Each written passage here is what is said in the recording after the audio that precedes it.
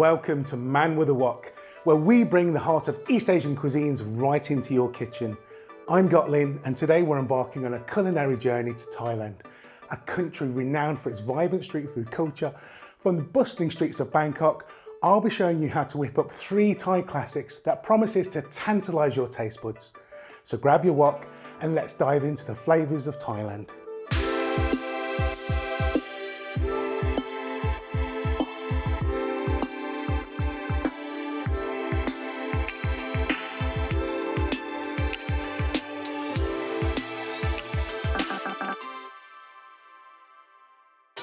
First up in our Thai street food journey is the iconic Pad Thai. This dish is a symphony of textures and flavours all coming together in one harmonious plate or bowl. We've got the sweetness of the tamarind, the umami from the fish sauce, the crunch from these lovely fresh vegetables, and the succulence of king prawns all wrapped up with silky rice noodles. Let's fire up the wok and bring the bustling streets of Bangkok to our kitchen with this quintessential Thai favourite.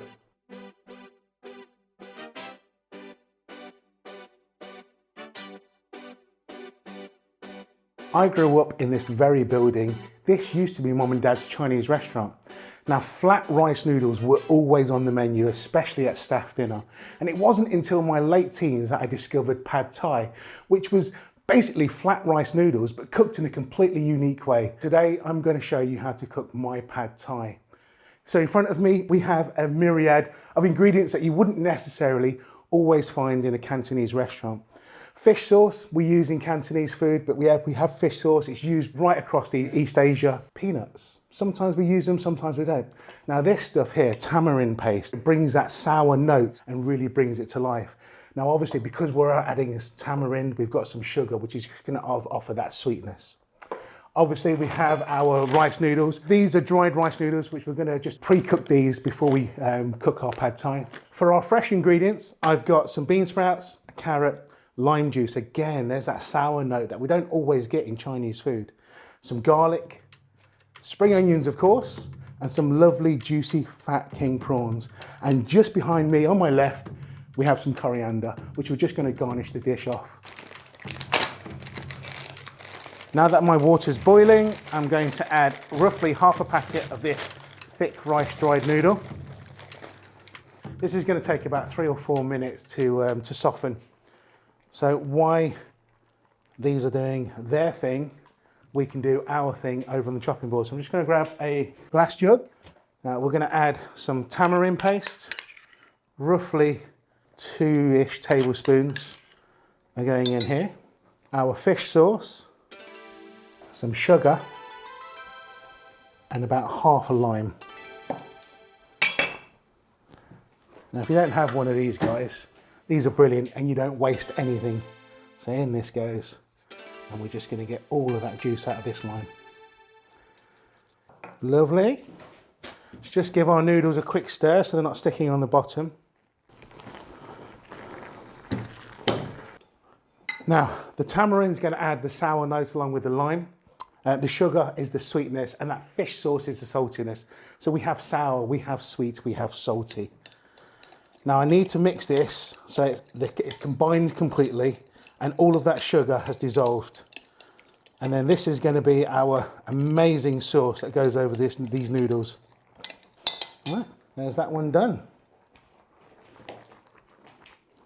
Now, just like when we're cooking pasta, guys, you can test this in a second. You don't really want it too al dente at all. It will cook out a little bit more once we add the sauce into the pan, but ideally I'm going to try and get this quite soft before I take it out of the water. So I'm just going to grab a strand of noodle, and I can feel this already. It's still quite bony, so I'm going to continue to cook this just for a little bit longer.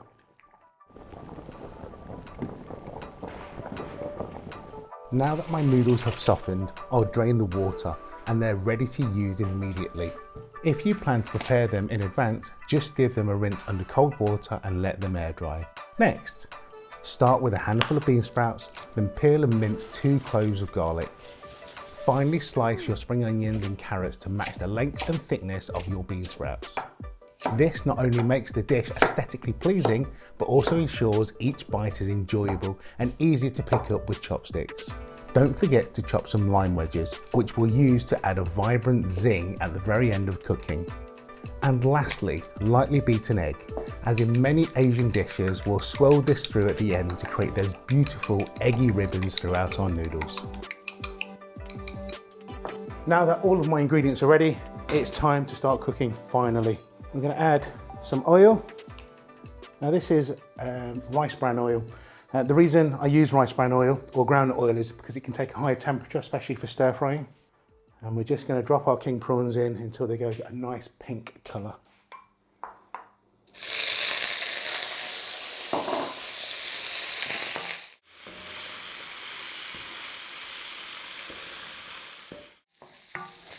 Okay, now that my king prawns are nice and pink, I'm going to add the aromats. And I'm just going to push in my garlic.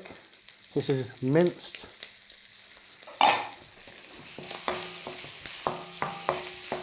And in can go in my egg. So this is very similar actually to a Chinese ho fun dish. Obviously flavours are completely different, but the ingredients are pretty much the same, king prawn. Now the egg I'm going to allow to set ever so slightly because I want chunks of egg rather than just a fleck. So we're going to have some chunks going into it. It does literally take seconds to do. So it's very similar to doing a foo young.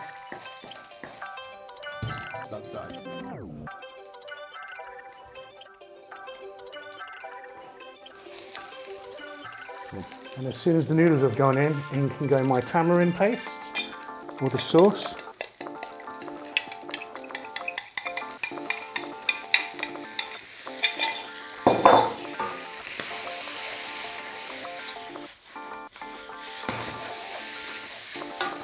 And now I can put in my veggies. So you can smell that tamarind paste already. It's such a unique flavour and makes this dish taste absolutely fantastic. When we top this with a peanut in a second, that sweet, nutty note and the tamarind paste, one of my favourite flavour combinations of all time.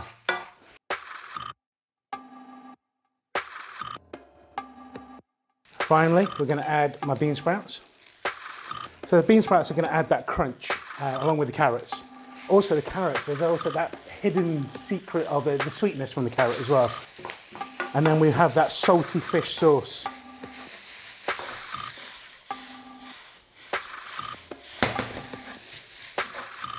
I'm just going to check flavourings now. I'm in Thailand. What can go off? Quick wipe down and we'll serve.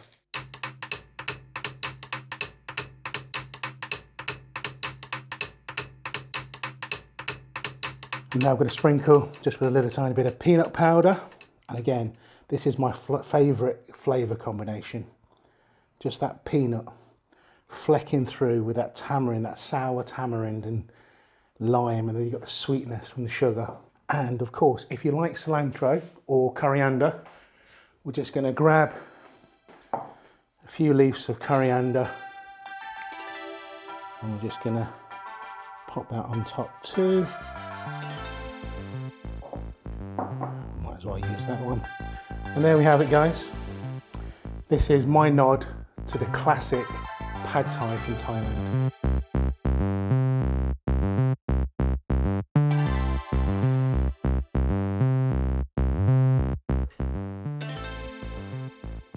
And there it is. The peanut, the sour tamarind, the sugar coming through. This is such a fantastic dish, actually. Here you have it. A simple yet delicious pad thai, bringing a taste of Thai street food right into your kitchen. Enjoy the blend of sweet, tangy and umami flavours in every bite.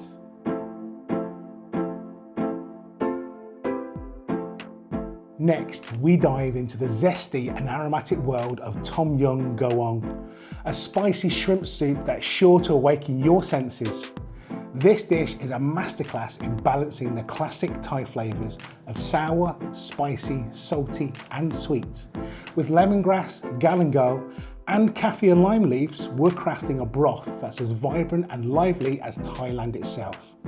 Get ready for a soup that's not just a meal, but an experience.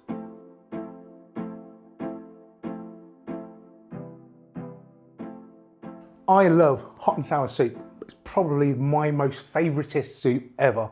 And I know favoritist isn't a proper word. So when I found out about this fantastic Thai soup, which is a spicy shrimp soup, I had to give it a go. The lovely thing about Thai food is the fresh ingredients you use. I don't think there's many out there that use all these amazing colours and smells and tastes. It's just so diverse. We've got fresh limes again, which is going to offer that sour note. Lime leaves, so these are kaffir lime leaves, and all I've done is torn these up. They are literally the essence of limes. Fish sauce for the umami saltiness. We've got some sugar for that sweetness. Straw mushrooms, we're going to chop these in half in a second, and we used to call them sheep's eyes in the restaurant because they used to remind us of sheep's eyes. Don't know why, I don't know why we knew what sheep's eyes looked like, but anyway, so we've got some straw mushrooms. And this is just chicken stock, so I'm using chicken powder, which is one of the ingredients I use a lot in my Chinese cuisine. Some fresh tomatoes is going to offer that fresh, vibrant sweetness again. Galangal, which is a family of ginger. I find galangal a bit more pungent personally than ginger. I did just give it a raw taste test, and I won't be doing that again in a hurry. And then we have some Thai chilies. The Thai little green bird's eye chilies, these are going to blow your head off. So all I'm going to do is crush these and pop them into the soup. The Thai red chilies, not as hot, but again, they're just going to offer that background flavour, and then your guests or yourself can choose to eat them or pick them out at the end. With the lemongrass, literally it's quite woody, so I'm going to get rid of these ends.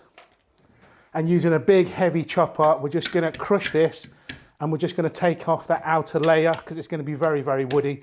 This is intended to flavour the soup and not to be eaten, okay? So I'm just going to literally just take the outside pieces off. So there's that, and the same with this one.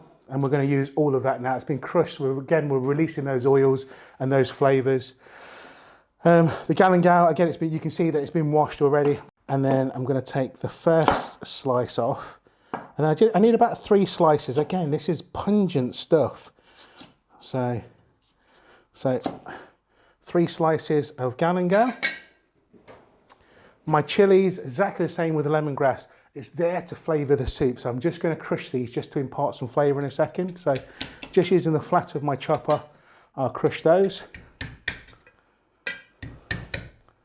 So that's the chilies done. My tomatoes. If you can buy tomatoes on the vine, please do so. They're a lot fresher. You're going to have a lot more of a tomato taste rather than the ones that have been pre-picked.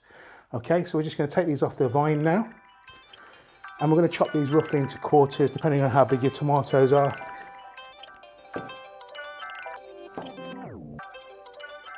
they can go there.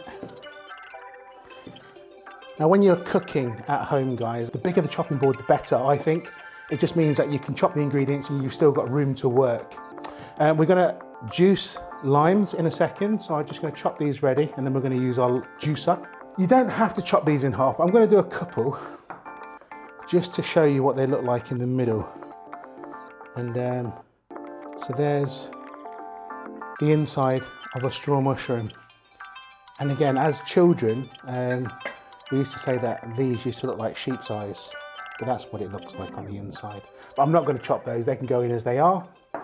Now for my king prawns, because I want pieces of king prawns rather than whole king prawns in this, and we can eat it with a spoon, I'm just going to chop my king prawns into smaller pieces.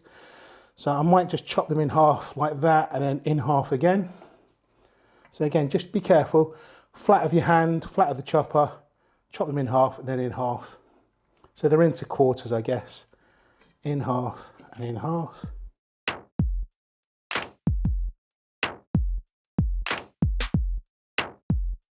So now that the king prawns are nice and small, when we're eating these with our spoon in a bit, we can just get a nice mouthful of all that flavour and that juicy, sweet king prawn. So there's roughly 4 cups of chicken stock.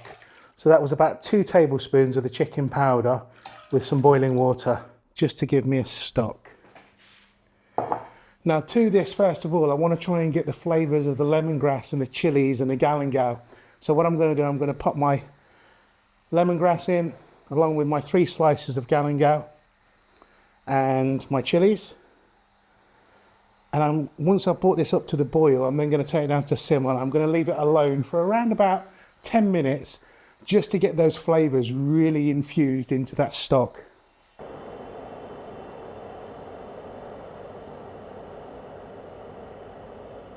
So this has had a roughly about 10 minutes now, just so it's infusing those flavours into that soup. Now to inject some more flavour. So these are kaffir lime leaves. You can get them from most of your Oriental supermarkets. You only need a couple. There's about 6 in there, which I've just torn into small pieces. In that goes. And then for the seasoning, so the only salt element that I'm adding at the moment is this fish sauce, which is salty. It's got that umami, which is that flavour you get on the side of your tongue. So in goes my fish sauce. We're going to add some sugar, which is going to just offer that sweetness, but we're also going to inject some sweetness now with some tomato. So these things here, it's all about fresh flavours. And again, I want this to sit again for about another 5 or 6 minutes, just to those flavours can mingle together. In go my straw mushrooms.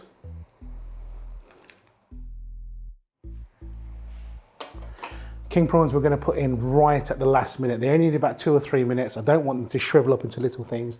I want them to be nice and juicy and plump. So I'm just going to give this about 5 minutes or so, just so the ingredients can get to know each other. Tomatoes can soften, and then I'm going to add that sour note just by adding a little bit of lime juice.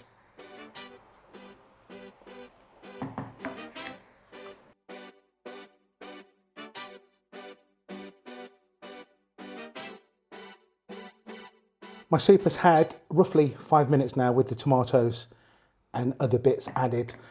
Before I add the lime juice, I am actually going to add my king prawns now, because king prawns will add, again, another depth of flavour to this dish. So in go my king prawns. These will literally take 90 seconds, if that, just to cook in this boiling soup. I'll just turn the heat back up again. And then we can give it a taste, and then we can adjust with that lime juice.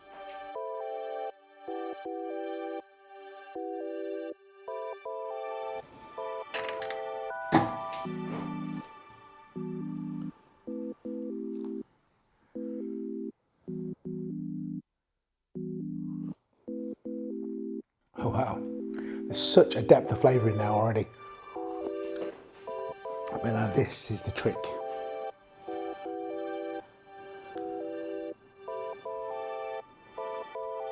Roughly 2, maybe 3 tablespoons of fresh lime juice is just going to transform this dish from it was really nice into that hot and sour hit that I'm looking for.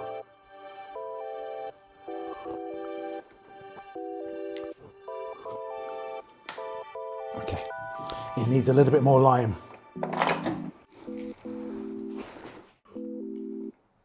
Oh my goodness. That's salty, it's sweet, it's spicy, it's sour. It's everything that you want for a lunchtime soup.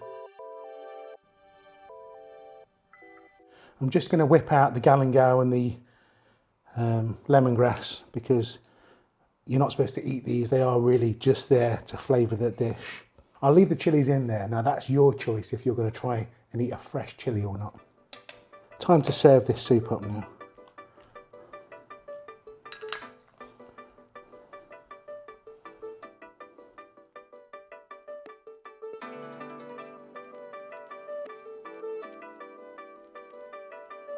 And just because I like a little bit of sour, a little bit of fresh lime juice just over the top.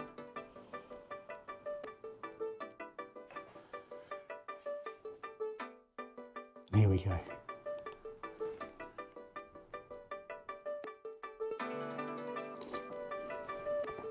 Oh, it's such a good soup.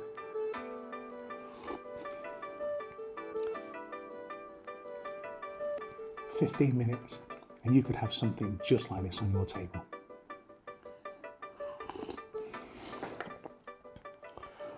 This one's going with me. This Tom Yum Goong recipe brings a slice of Thailand into your kitchen, celebrating the harmonious blend of flavours that make Thai cuisine so beloved around the world.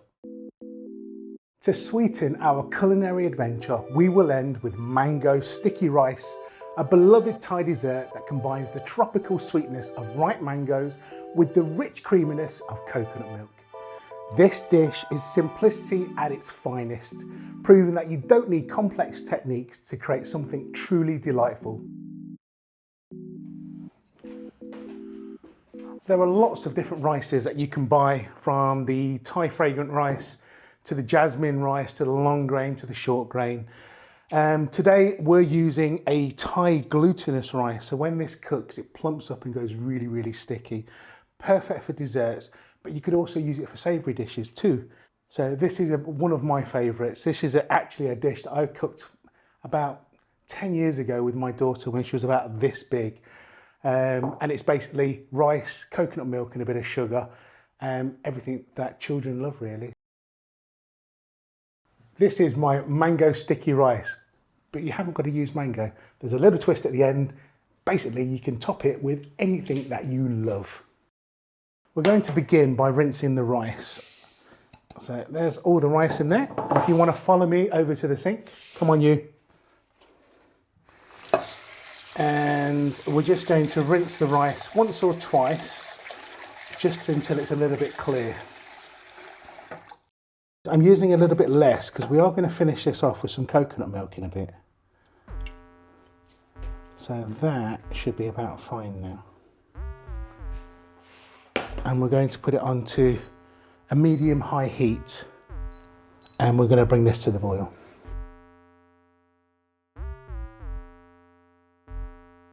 While my rice is coming up to the boil and we're just going to let it cook, we're going to make the coconut sauce.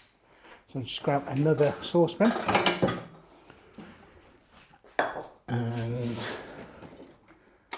I'll grab my trusty spatula for this because I don't want to waste any of this coconut milk.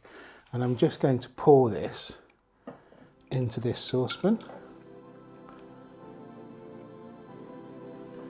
along with the sugar. And there is quite a lot of sugar in here, guys, but this is a dessert and you're not supposed to eat all of it. And just a little tiny pinch of salt. And I'm slowly just going to cook this long enough so the sugar dissolves.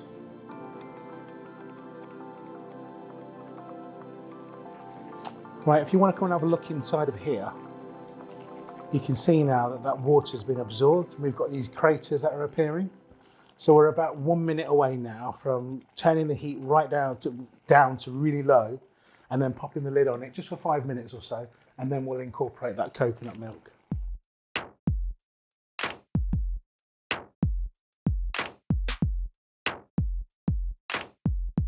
Okay, that water's gone. I'm going to pop on the lid and I'm going to turn this down to low. So around about, on my induction, about number 2. And I'm going to give it about 5-10 minutes and then I'll incorporate that coconut milk and then give it another 20 minutes, half an hour. So now you just leave that alone now for a good 5-10 minutes.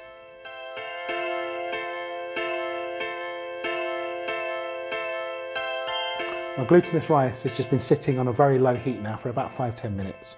I'm now going to incorporate this coconut milk. So I'm going to switch off the heat, remove the lid. And I'm just going to pour this coconut milk straight on top of the rice. I just obviously very carefully because I don't want to splash everything out everywhere. I'm just going to mix this in so it's completely combined. What will happen now, as it sits in this residual heat, the rice will absorb all of that coconut milk and we'll have quite a thick rice pudding by the looks of it, which would be lovely.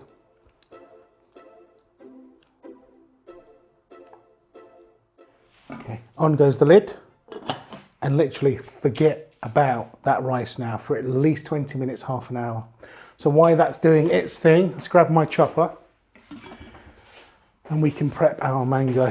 I'm going to make this really, really simple. I'm literally just going to chop as close as I can to this centre stone. So obviously because the mango, you notice it's narrower on one side and thicker on the other. So I'm just going to roughly guess that the stone is about there. You can just see the stone peeping out there now. Same again on this side. I just caught the stone, so I'm just going to go around the stones.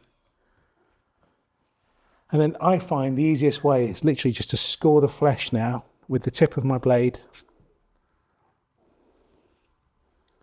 Just like in a crisscross fashion, just watch your fingers, and then just pop the mango, and then we can just start taking these out in a second. I might get a smaller knife for that.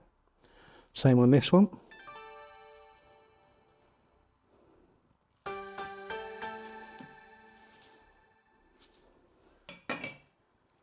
There you go. And we should be able to just cut those pieces off now. And I'm just gonna separate this flesh from the skin now.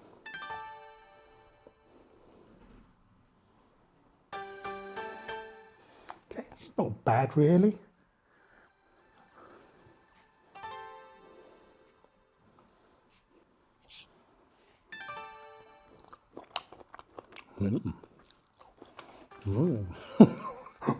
The problem is, when you start, you can't stop. Right, that's it. Lovely, lovely. I did say there was a little twist. If you're not keen on mango, you can of course top with any fruit that you like. So I'm just going to grab a pear and a banana out of the fridge, and we'll chop these as well.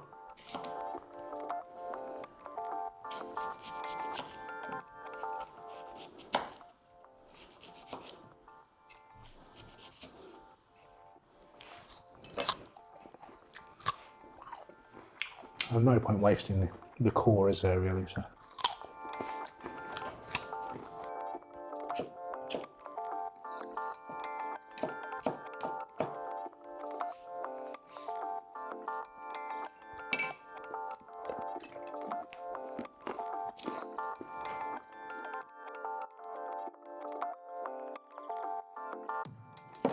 Nice little ununiform chunks.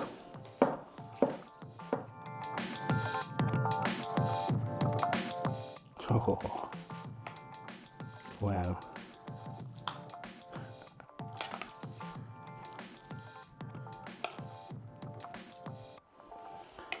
It's all my favourite things in one bowl. Right, let's get some of this mango on here.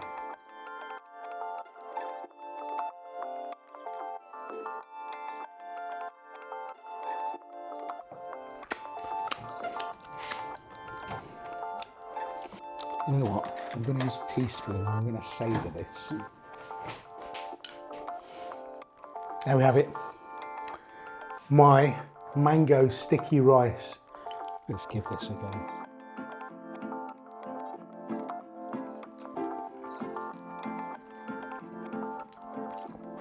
It's sweet. It's sticky. The mango, the fresh mango coming through with that sweetness. It's just amazing because it just adds that fresh element to it.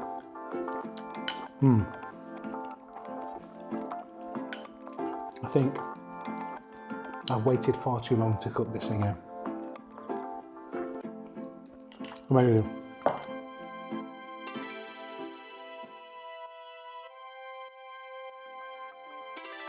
So, and not forgetting a little bit of banana, a little bit of pear, and a bit of this sticky rice, which I'm going to take straight from the pan.